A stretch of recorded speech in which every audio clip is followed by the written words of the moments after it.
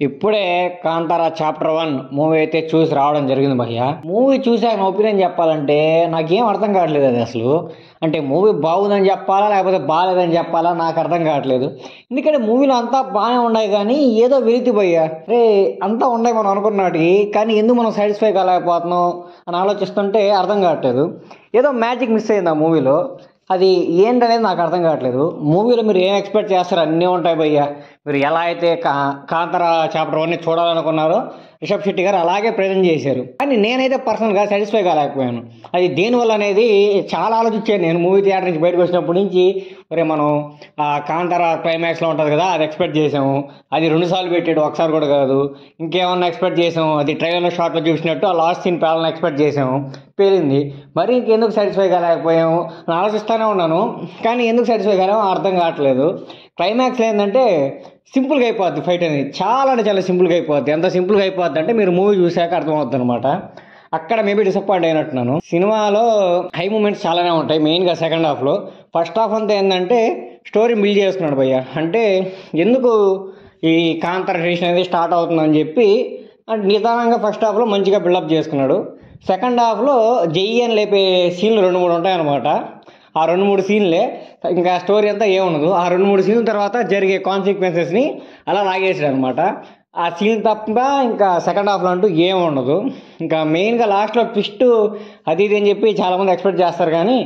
కానీ crime thriller movies ఎక్కువ చూసే వాళ్ళకైతే ఈజీగా అర్థమైపోద్ది ఆ ట్విస్ట్లు ఏంటి అని చెప్పి. ఫస్ట్ నుంచి ఆ మూల ఒకటై రాయి అలా వేసుంటారు అనమాట, ఇది జరగచ్చేమో అని చెప్పి. లాస్ట్కి చూస్తే అదే జరుగుతుంది అనమాట. ట్విస్ట్ కూడా ఉంది మూవీలో.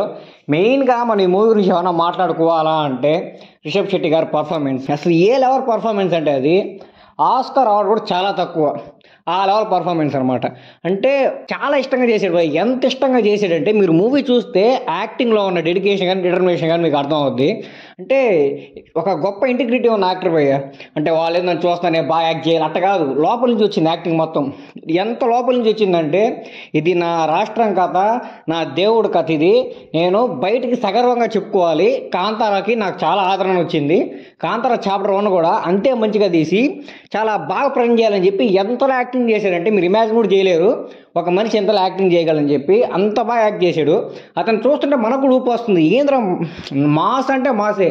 ఆ బాడీ కానీ ఆయన చేంజ్ ఓవర్ కానీ దిట్టంగా ఉంటాడు మనిషి. సినిమాలో కొడితే 10 మంది అయినా పడిపోయేటట్టు ఉంటాడు. కొన్ని సీన్స్ ఉంటాయన్నమాట. ఆ సీన్స్ ఆయన కాకుండా ఇంకెవరు చేసినా సరే ట్రోల్ చేస్తాం మనం, బరాబర్ ట్రోల్ చేస్తాం. కానీ ఆయన చేసేటప్పుడు ఎలా ఉందంటే ఆ బాడీ అక్కడ కొట్టాడంటే వర్తేరా బాబు, దాంట్లో ఎలాంటి ట్రోల్ అవసరం లేదనిపిస్తుంది. మనం ఇప్పుడు ఫర్ ఎగ్జాంపుల్ ప్రభాస్ గారు ఎవరైనా గాల్లో నిలబెట్టినా క్రోకడైల్ వెనక్కి తోసినా ట్రోల్స్ ఏవి రావు కదా. సేమ్ అలాగే రిషబ్ శెట్టి గారు కూడా అనమాట. ఆయన సినిమాలో కొడుతుంటే ట్రోల్ చేయడానికి అవకాశం ఇవ్వలేదు. ఆ బాడీకి ఆ ఫైటింగ్కి చేస్తుంటే నీకు ఊపు వస్తుంది. ఆ కసేంద్ర ఫేస్లో అలాగుంది, యాక్టింగ్ ఏంద్ర స్వామి చంపేసాడు ఆయన. మీరు ఇంకా ఫుల్ సాటిస్ఫై అయిపోతారు. ఆయన యాక్టింగ్ వర్క్ మాత్రం చాలా అంటే చాలా బాగా సాటిస్ఫై చేస్తాడు.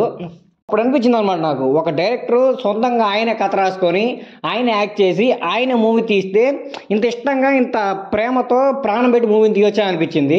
ఆ ఒక్క విషయంలో మాత్రం ఆయన అది మాత్రం ఒప్పుకోవాలి, ఆయన చాలా గొప్పగా యాక్ట్ చేశాడని చెప్పి. నెక్స్ట్ రుక్మిణి వసంత్ గారు హీరోకి ఈక్వల్గా ఆమెకు కూడా స్క్రీన్ టైం ఉంటుంది భయ్య. హీరో ఎంతసేపు అయితే స్క్రీన్లో మీకు కనిపిస్తాడో రుక్మిణి వసంత్ గారు కూడా అంతే. ఆల్మోస్ట్ ఒక 20-30 మినిట్ డిఫరెన్స్ ఉంటుంది అంతే. ఆ టైమే కనిపిస్తారు అన్నమాట రుక్మిణి వసంత్ గారు కూడా. చాలా అంటే చాలా బాగా యాక్ట్ చేశారు భయ్య. నేను ఆ ట్రైలర్ చూసినప్పుడు ఇదేంద్ర పొన్నియిన్ సెల్వన్ కథలాగా ఉంది, రాజులు అంటున్నాడు యుద్ధాలు అంటున్నాడు అనుకున్నాను. కానీ తేడాకిలాగా అర్థమైంది. పొన్నియిన్ సెల్వన్కి దీనికి 1% కూడా ఎక్కడ అసలు పోలికలు ఉండవని చెప్పి. ఆ రుక్మిణి వసంత్ గారి గెటప్ చూసి అందరూ మోసపోతారేమో, అది పొన్నియిన్ సెల్వన్ అది ఇది అని చెప్పి. ఏముండదు, మీరు లోపలికి వెళ్తే మీరు కాంతార చాప్టర్ 1ని ఎలా అయితే చూడాలనుకుంటున్నారో అలాగే చూస్తారు. నాకైతే ఆ వెలితి ఏదో వచ్చింది. మీరు కూడా ఆ సినిమాని చూసి మీకు అలానే అనిపిస్తే కింద కామెంట్ బాక్స్లో కామెంట్ చేయండి.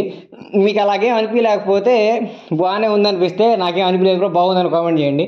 పొరపాటు మీరు కానీ వెలితి మిస్ అయింది ఏదో కనుక్కోగలిగారంటే కన్ఫామ్గా నాకైతే చెప్పండి. ఎందుకంటే నాకు ఎంత ఆలోచన ఏం అర్థం కావట్లేదు. కాబట్టి అర్జెంట్గా టికెట్స్ బుక్ చేసుకొని అయితే థియేటర్కి వెళ్ళి చూడండి. ఇంకా ఫైనల్గా అయితే 1000 కోట్లు కొట్టదా అంటే 1000 కోట్లు కొట్టే బొమ్మ అయితే కాదు అది పక్క.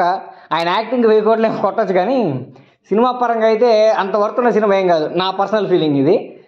ఏదో హైప్తో లాగేసిందంటే కొట్టేస్తుందేమో, కానీ లేకపోతే 1000 కోట్లు కొట్టేంత బొమ్మ కాదని నా ఫీలింగ్. ఏదో 700-800 crores అయితే ఓకే యాక్సెప్టబుల్. 1000 crores అంటే నాకు కొంచెం డౌటే. కాబట్టి మూవీ చూసిన వాళ్ళు ఎవరైనా ఉంటే కింద కామెంట్ చేయండి, చూడాల్సిన వాళ్ళు ఎవరైనా ఉంటే అర్జెంట్గా టికెట్ బుక్ చేసి మూవీ అయితే చూడండి.